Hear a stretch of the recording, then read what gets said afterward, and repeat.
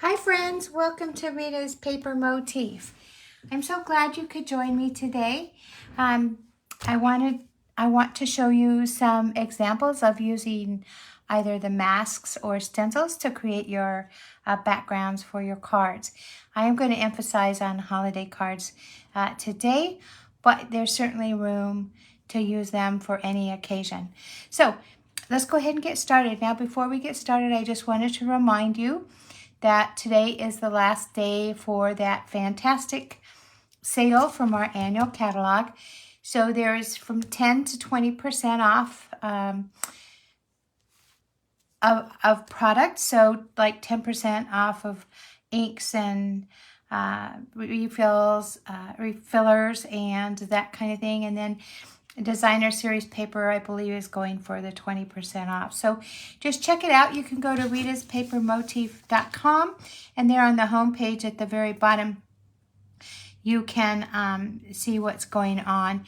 And then also, earlier in the week, I did post here on Facebook that whole special that was going on. So today is the last day. So if you're going to make your order and stock up, then you want to do it before midnight Mountain Standard Time. All right. So the other thing I wanted to just share with you is if you're watching here on Facebook and you're watching live, then I encourage you to just shout out, and also encourage you to hit the like button. It just helps promote my business page. And then also, if you're watching on YouTube, I want to encourage you to subscribe to my channel, and also I welcome comments, and I also welcome those hearts and thumbs up. So yeah, that's it for that. Now, in case I forgot to tell you, my name is Rita, so not trying to be unknown here.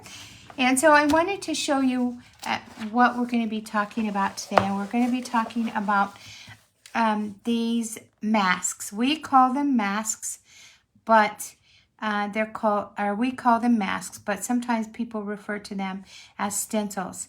And then we do have some stencils on our annual catalog up here too. So I just want you to be aware that they are available. Sometimes they're overlooked because, obviously, if you're not looking closely, you might miss that. But the wonderful thing about masks, now I'm going to pull out one. This is from an old set. I'm just going to pull it out to kind of, if you're not familiar with the masks or the stencils, I just wanted to share that with you. Masks is that you can lay them down on your cardstock, and you can get all kinds of designs that will make your layer look like designer series paper. And you can maneuver them so that you get a whole different variety of patterns. And also, these masks come in all kinds of designs.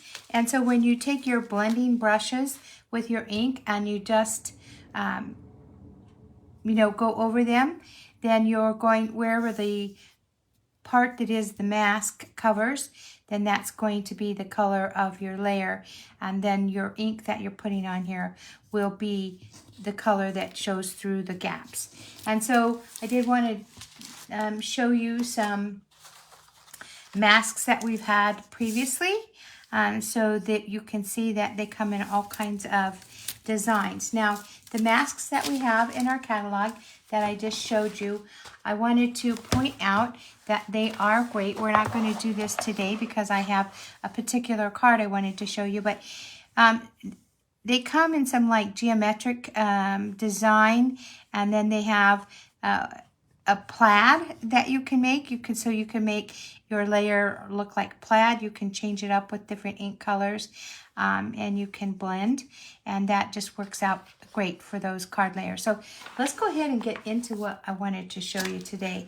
Now, I have a couple of cards here. It is the same idea, just a different way that I did them.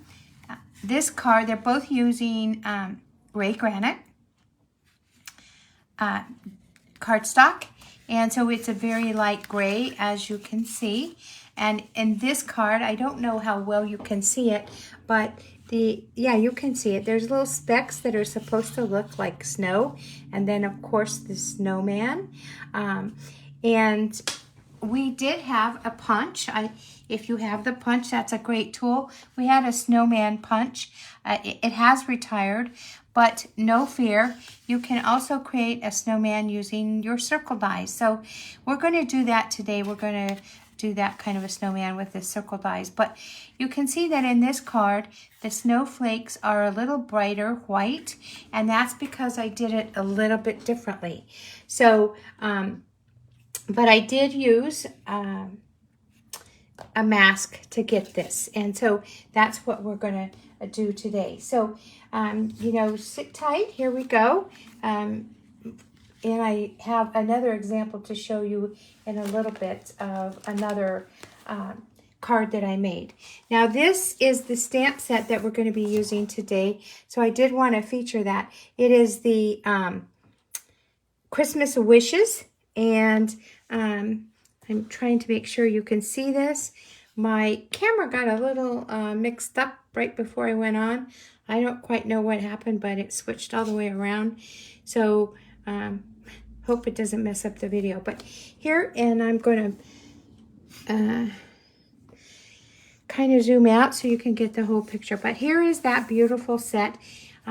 It doesn't have a lot of stamped images. It has a lot of sentiments.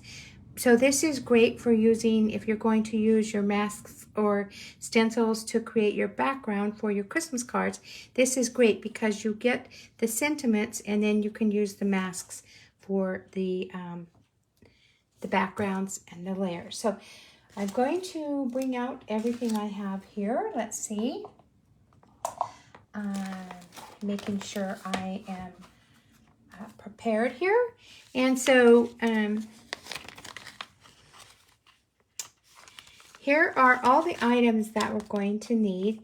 And I am using a mask from my little set here. And I did want to say that this mask, I'm grabbing it. I thought I had it handy. Guess I don't. Let's see here. Gosh, I don't know what I did with it here. Just 1 second. So much for being prepared, right?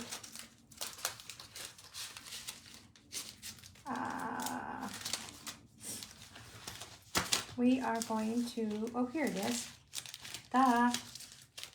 Okay, so we're going to use this mask to do our background, but let's get started. So you're going to need half a sheet of your basic white cardstock, and this is the 11-inch side. I just cut it in half at 4 1/4, and then I scored it at 5 1/2, and that gives us our A2 size card. And so then we're going to just, while we're here, reinforce that fold line and put that to the side. And I've cut some of this out just ahead of time so that I don't have to fiddle with a lot of that.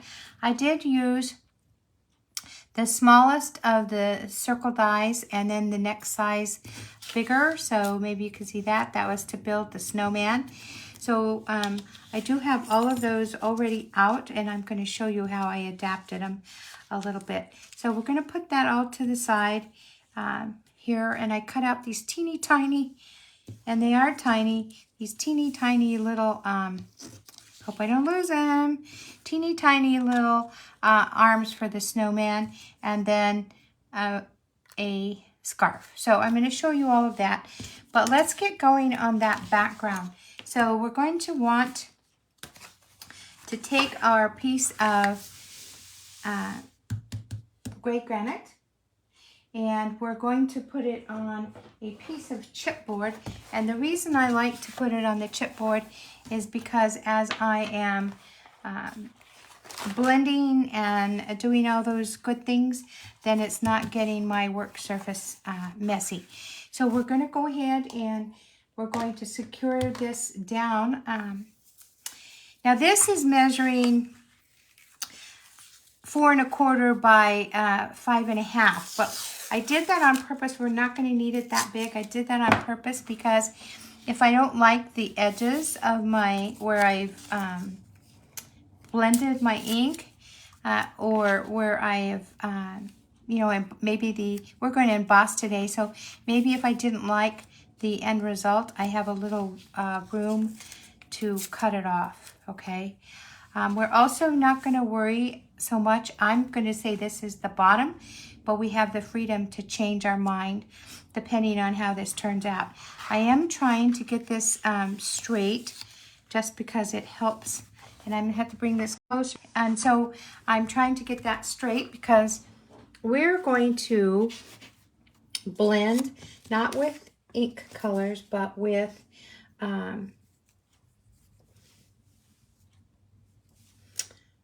VersaMark. And so your mask will have a shiny side. I like to put that shiny side down. And so this side is not as shiny. And I'm just going to show you a little bit on how I did, how I got this ready for the heat embossing. Now I've already done a panel, so we're not going to have to be spend a lot of time doing this, but I did want to show you. Sometimes when I'm watching other creators, I kind of like to see what they're doing. So I know that it's kind of loud and it takes a while, but let's just go ahead and do some of this together. All right, so I'm just taping this down, and I'm using the low tack tape.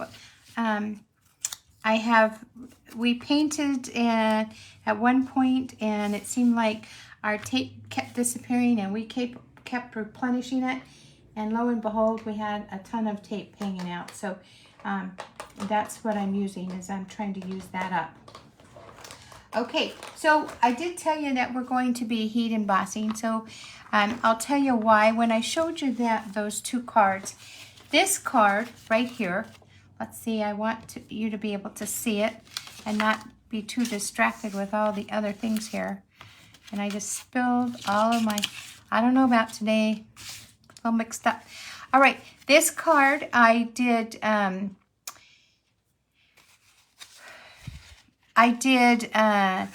just try to use the mask and just do the white ink on here, looking for that snowflake.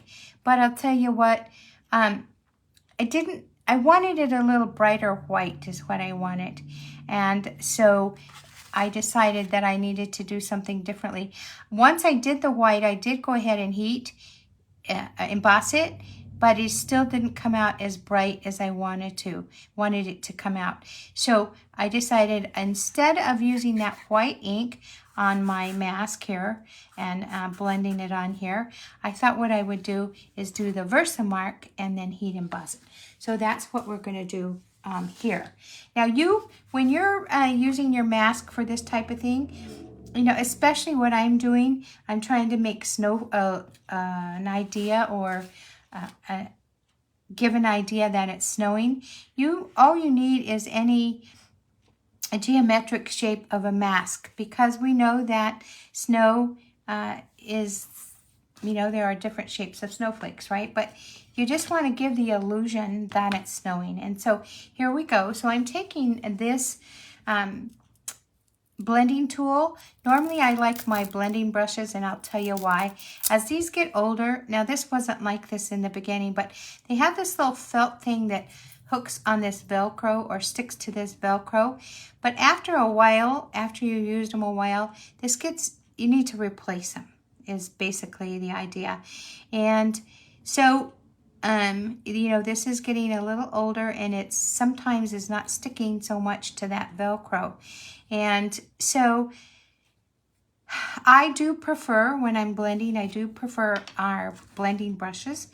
But I do have this for the VersaMark, because also with the blending brushes, I just feel that I just feel that this gets the VersaMark on my mask just a little bit better.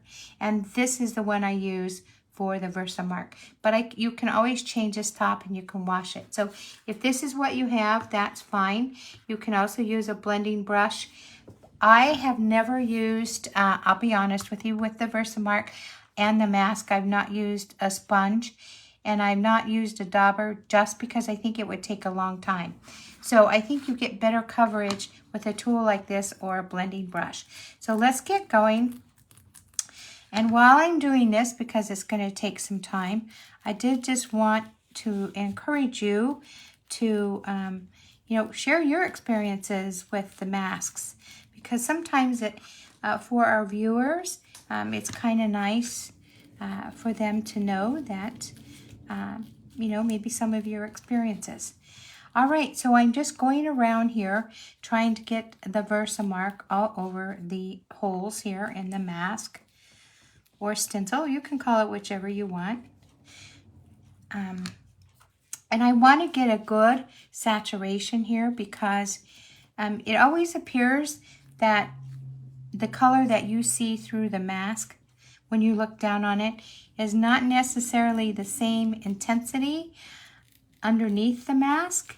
So it can be somewhat deceiving. Now I am going to pull this up because I want to make sure I have enough VersaMark so that my embossing powder will adhere to that layer. So I think I've gotten good coverage on here. Let's check it out. It's a little different when we're doing this in front live, because we're looking on at an angle, and it's not as certain as when you're looking at it straight on. So let's just lift this up a little bit. And I'm looking at it. I'm going to pull it a little closer. I think I want more VersaMark because I don't know if you can see it. I'll pull it up a little. You can kind of see that it looks like tone on tone. And I know the lights are pretty bright in here, but I don't think it's enough VersaMark to really make a good, when I emboss it, to really bring out that embossing powder.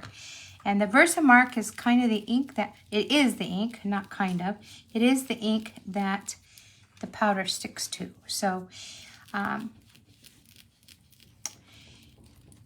I've had the question before with the masks, do you use your embossing buddy before you put down the VersaMark? I don't on the mask, because I want, the mask will protect the area that I don't want the embossing powder on. So, this is easier. And I think I'm just going to go a couple more times. Now I am going to show you how I emboss it, but we're not going to use this layer. I'll use it for a different card. This is just to show you how I got that layer. Okay, I think we're done. I'm going to chance it. All right, so let me put this to the side, and I'm going to remove the mask. Now, one of the good things about the masks is once you put either your ink or your VersaMark, I always can wash them. Now, with the VersaMark, I do take the mask to my sink, and I make sure it's cleaned off there, because when I come back and use it again, I want it to be clean.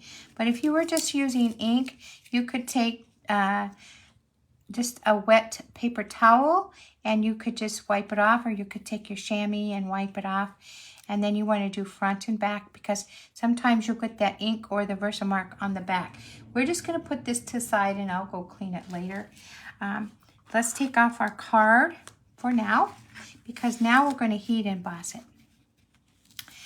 And I do want to tell you something about the heat embossing. When you're embossing with embossing powder, you always want to close that bottle when you're finished with it, because if you go to move around and do other things, I'm going to tell you what happened to me, and that is somehow my heat gun got away from me when I was putting it down. It knocked into an open container of embossing powder, and it was the dickens to clean it up.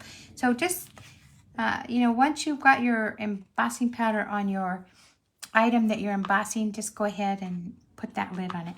Now I like to use a coffee filter to catch my embossing powder, and I'll tell you why. I am currently using up a big stash of embossing powder. So some of them are different brands and I don't like to mix them. So I like my Stampin' Up! Embossing powder separate. So I don't put this in a big like Tupperware container, or I don't have enough on hand to put in a Tupperware container like you see some people, they have their embossing powder in a Tupperware container with a little spoon. That is ideal. So it takes a few of these to make that worth your time putting it in a container like that. So if you are liking the embossing thing and you have enough, that's really worth your time. But for now, this is how I store mine. So I'm just going to go ahead and sprinkle the embossing powder all over my layer here.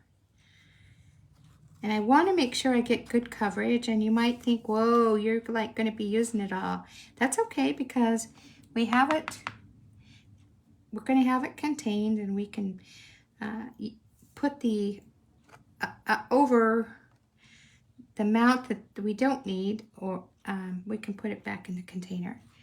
All right, so here we go. So I'm going to just, I like to tap it to get excess off. And then I'm going to make like a little taco shell here, and I'm going to put the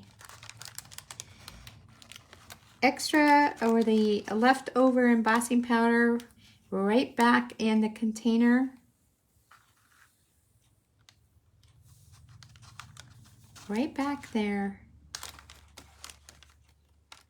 And then I'm going to open this up again because we have an area that doesn't have the embossing powder. So I'm going to take it off my reverse tweezers and just shift. And these reverse tweezers, we have some great reverse tweezers in the catalog. They come with your embossing buddy bag, and they come with a little tray that you can do what I'm doing right now. Instead of having the coffee filter, you would have a tray. And what's really nice about that is it catches all of the powder, and then when you're finished, you can take that excess and through a little tube or funnel that it has, and you can put it right back into the container. So and then there's a little brush that you can brush off any extra so that you get every bit of that left over. So there's very little wastage that way. Okay, I am finished with this coffee filter, and by the way, they are very inexpensive. You can get them at the dollar store for a big batch for $1, and they last forever. You could reuse them if you could be really clean, but I'm going to tell you what, that embossing powder is super fine, and I don't know that you always know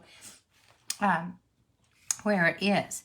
Now, I am going to go ahead and emboss here, start embossing, and then we're going to clean up. So a little tip I have for that as well. But let's go ahead and get that heat gun going.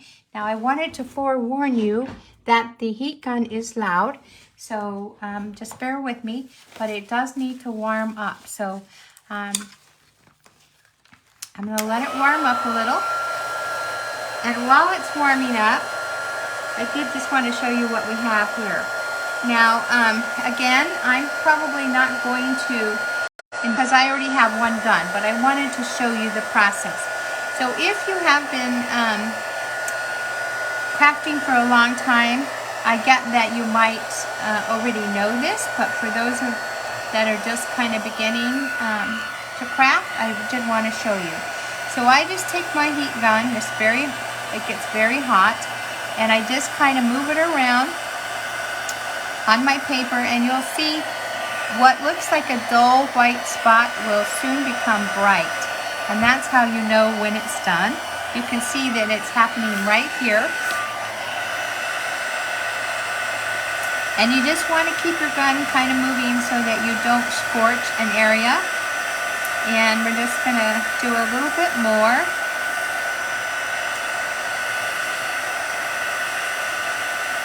sometimes you have to move a little bit slowly. Sometimes if you move too fast, it doesn't get enough heat to process. But you can see what's happening right there. You can see how it's becoming whiter and brighter. So these guns are very, I love my gun. For many years I had one that was very old and it lasted forever. But as soon as it started to not work so well, I was really happy to replace it with this. So you can find these heating tools in our catalog. And you can see how some areas are not heating as well, or not embossing as well. That's because maybe I didn't get enough VersaMark on there. And then remember I told you this was a little bigger than we needed, so I'll be able to cut off those parts that I don't want. And I am going to turn this around. Let's see here. I'm going to flip this around so that I can get that part right there. And you can just see how it all changes. It's really kind of phenomenal.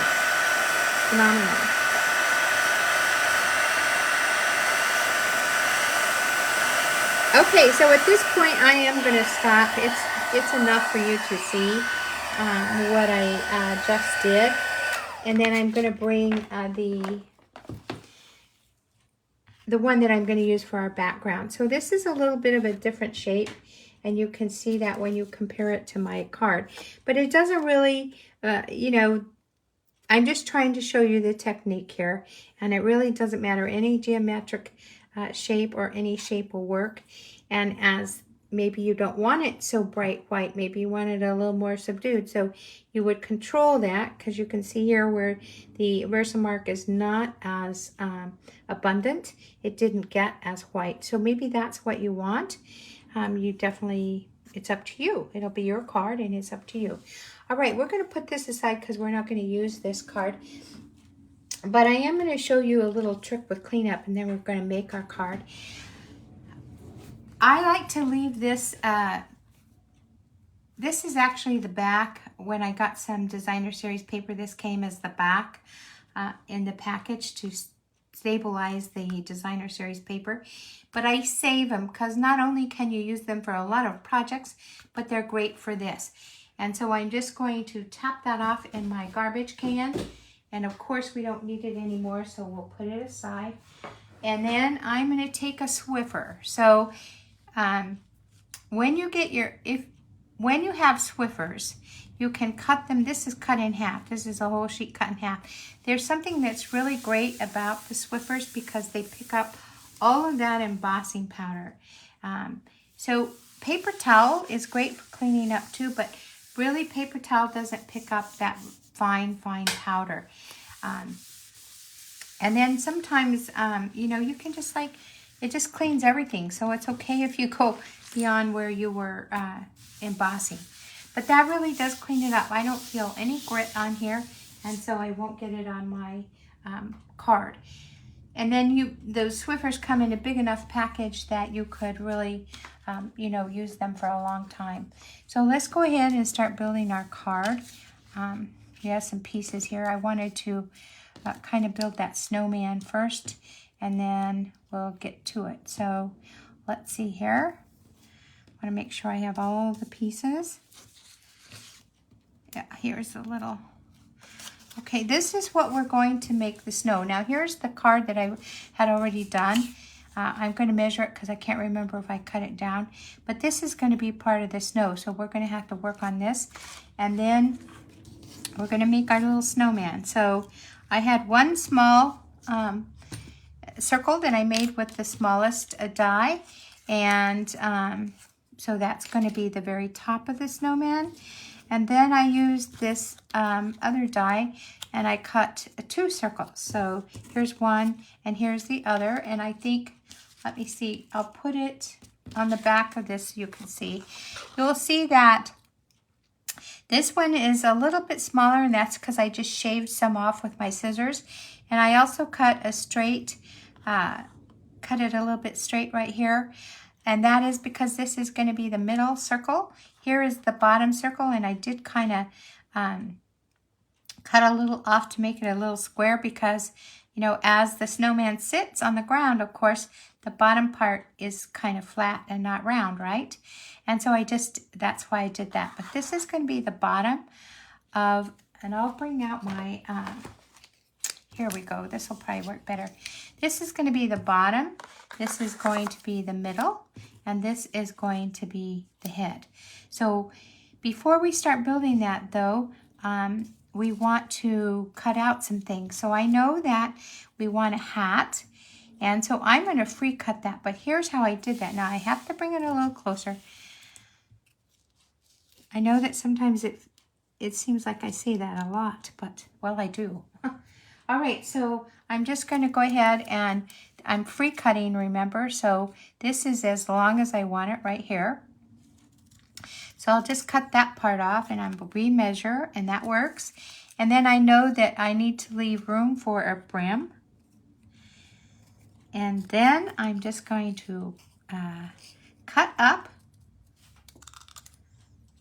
And I'll do the same on this side.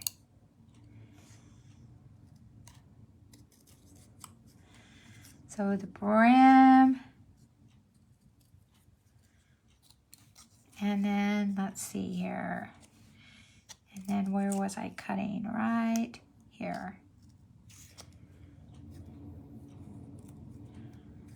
Let's see.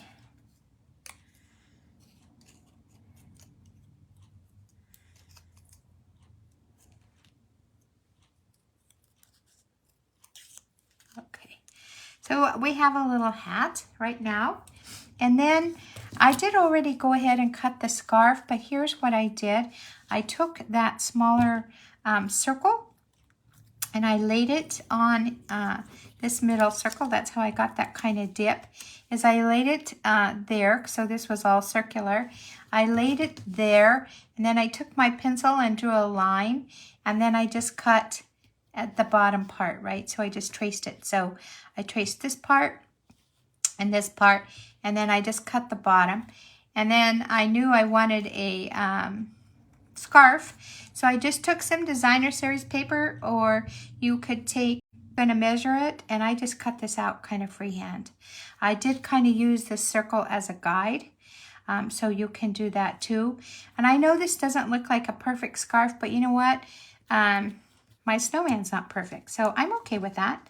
All right, let's go ahead and put this snowman together. So we're gonna get our glue, and I do want to use liquid glue for this because I want to be able to move things if I need to.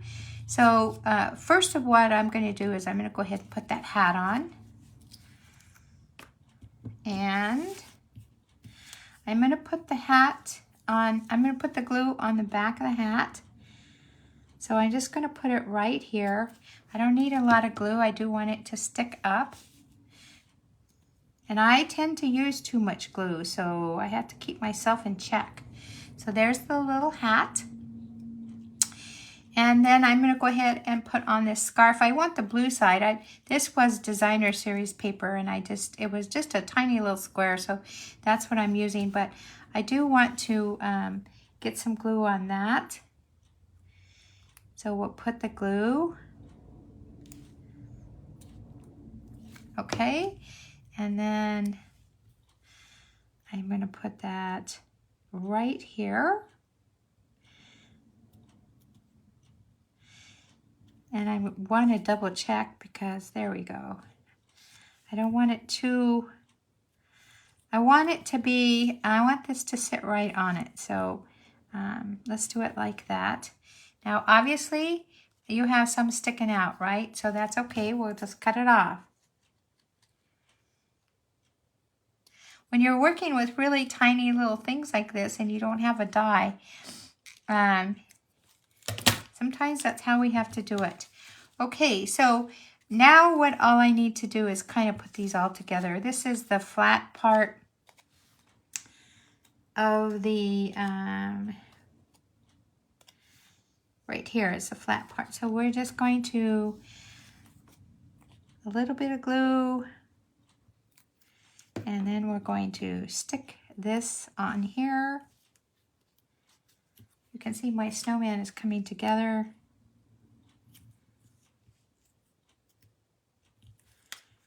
Thank goodness for glue, because I'm not getting it where I want it here.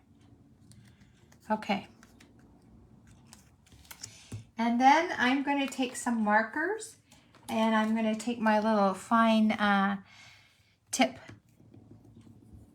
pen. I use this for journaling in my scrapbooks, and I am going to color some eyes. So here we go with the eyes. 2 charcoal eyes, isn't that what they have?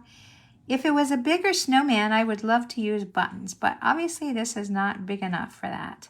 And while I have this out, I'm going to go ahead and do buttons down the front.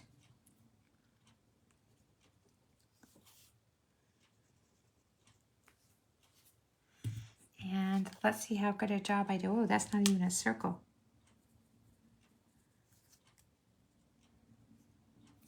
Okay, and let's see. Then I'm going to give him, I can't do his mouth yet because I need to give him a carrot nose. And that's just a triangle, right?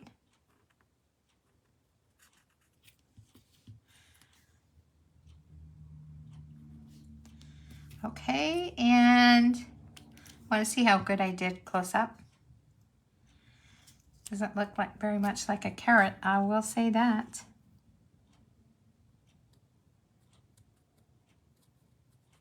Okay, and then I'm going to give him a little bit of a mouth. And that's why I love this silicone mat, because your glue won't stick on it, and so it can keep your work surface sticky free.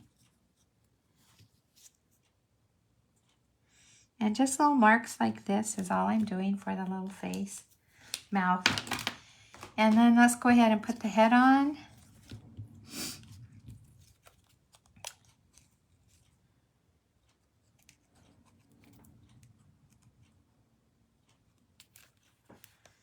Okay. And we're going to let the snowman dry, but we're also going to get these tiny little hands made. Now I'm going to tell you what, this is where that punch would come in handy, because I tried to kind of copy what the punch would do. And I'm going to tell you what, it took a long time to do this. So you don't really, you could just take a piece of brown cardstock. It doesn't have to have 3 prongs on it. It just needs to look like some branches. And when we made snowmen as children, they were not this fancy, I'm just going to tell you. We used whatever was there, and we didn't have those perfect branches. So, if you sent me a snowman card, I don't think I would expect everything to be perfect on it. And we have to give ourselves a little bit of grace. I know that we think people are going to judge us, and we all want beautiful cards, but it's beautiful that you made it. And so some little imperfections we probably don't even notice anyway. Okay, so there's my little snowman. And then I'm going to put all these away before I lose them. And now we're going to glue that, what I already had embossed on here. Before I do that though, I am going to measure it, because if I remember correctly, I think I made it a little bigger than I would need. So let's just see. So I want it to be 3 3/4. So I can cut a little off here. And actually, it's okay if it's just under. I just want to cut this off, this part here. It actually would be fine the way it was. And let's see if I like everything at the top. I can cover that with.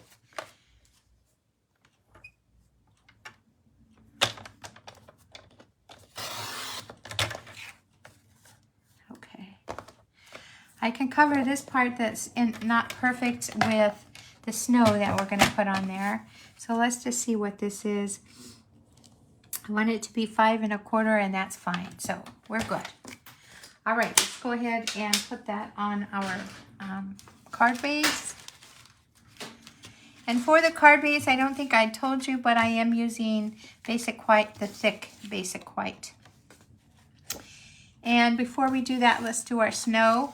I did want to go ahead and stamp Season's Greetings on here. So I'm going to use that out of the stamp set, the Christmas Classics.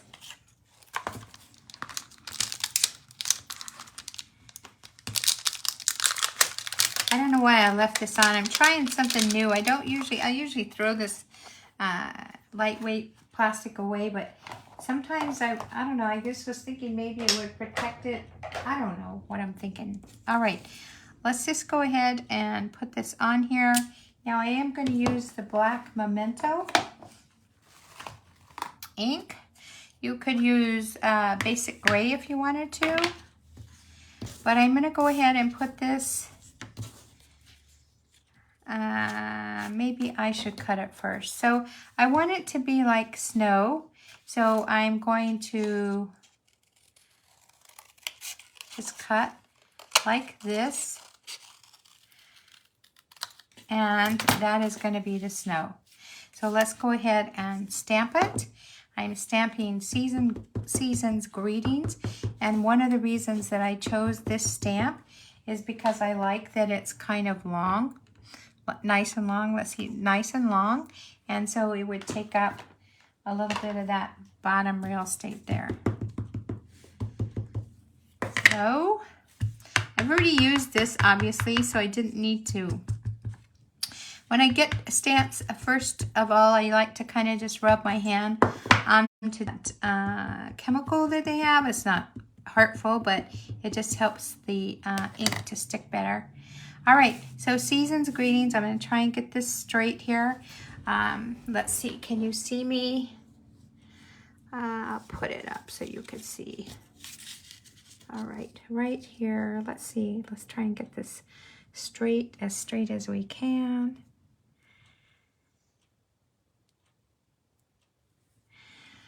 Whew, it's scary when you're going to commit to a stamp and you're not, can't have your head right on top of it. All right, so I like it. And then we're going to go ahead and glue that on our layer. And sometimes these will be a little bit longer than you need. And when I usually cut mine just a little bit longer, because that way I can, you know, cut it off once I put it on here. And since we made this smaller, this is probably going to be longer. Let's go ahead and put our glue on. Let's see, my glue is a little... The thing with this liquid glue is it's better, well, actually you want to store it upside down because you want the glue to be at the bottom. If it goes this way down and you go to use it and you squeeze the bottle, you might have an air bubble, and I guarantee it's going to be kind of messy. So I'm going to get my silicone mat.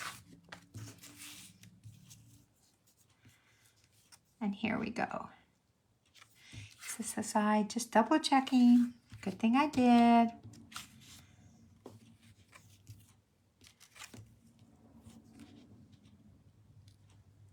And the glue is forgiving, remember, so if we want it straight, we can kind of move it.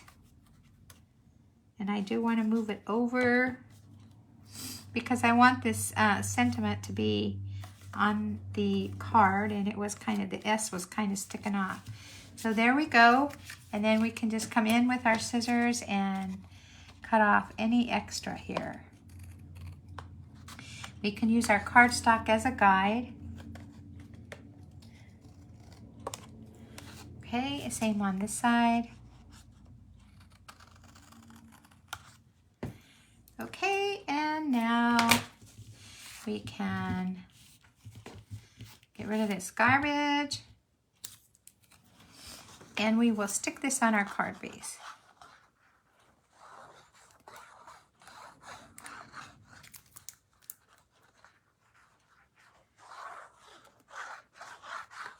You could use your Stampin' Seal on this too if you wanted to. It's just that, and I normally prefer the Stamp and Seal, but the thing of it is you don't have that leeway to move your card base or your card layer. And when I'm doing my videos, I like to have that opportunity because, well, you can figure out why, right? All right, so now we have our card. I like it. I think it's cute. And then we're just going to glue our snowman on here. Now, you could use dimensionals to put this on your card if you wanted to. I am not going to because I have a lot of Christmas cards to send out.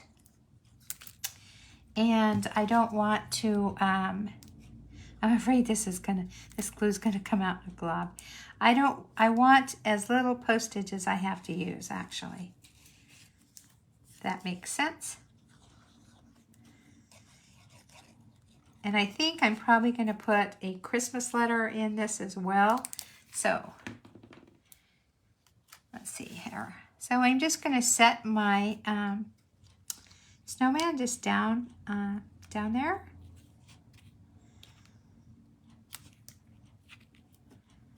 And you know, if you have a gray pencil, you could kind of shade this a little bit so that it looks like a shadow. If you wanted to, you could do that. So here is our card. Here's the one that I made before. And then I wanted to show you another card I made using a different stencil. This is an older stencil. But it's, actually, I think I showed it to you just a minute ago, didn't I? It's an older stencil, and but you can do the same thing. So I just laid this on my card base, and then I got these stripes, like candy cane stripes.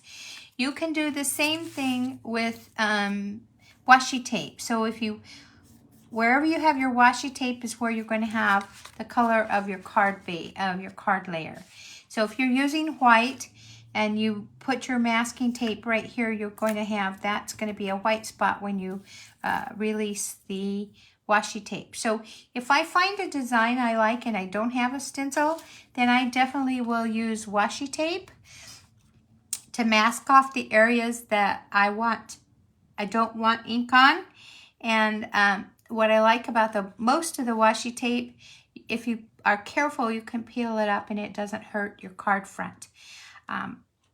I have not had good luck with masking tape because it sometimes, number one, will bleed through, and sometimes it will peel up the fibers of the card.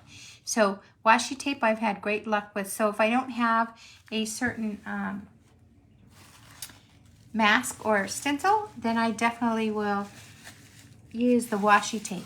If it is a small area that you want to blend, then you can also use your sticky notes. So this I made with that one stencil, and I used the real red ink in my blending brushes. And then I just cut an oval. And also in this stamp set, you have a few small things that you can use, like the holly leaves and then the holly berries. So you can use that. This is a pine bough that you could also use if you wanted to. And then it just has a lot of sentiment. So I really do love this. I'm going to be using it a lot. So, you know, you can watch here on Facebook to see the different samples of using this. These little sentiments are great to heat emboss, like white on black or white on red or red on white. So those all kind of work. So,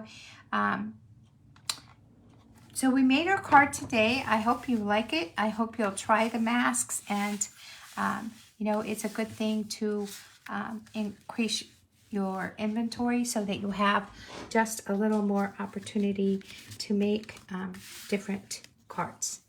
All right, so thank you so much for spending time with me today. And again, your comments and your likes are appreciated. And also, if you're, don't forget to have a great day. Bye now.